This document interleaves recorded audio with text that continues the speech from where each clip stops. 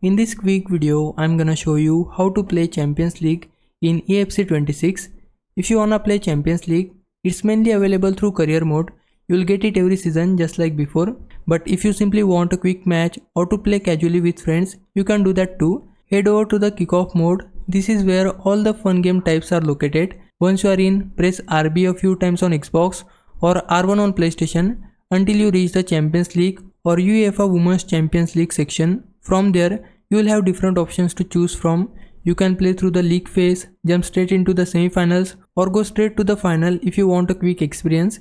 You can also pick any teams you like, even ones that aren't usually part of the Champions League. For example, you could set up Arsenal versus Manchester United and still have the full Champions League presentation, including music, graphics and all.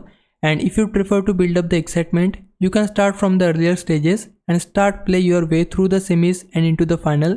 That's all there is to it. A simple and fun way to enjoy the Champions League atmosphere whenever you want.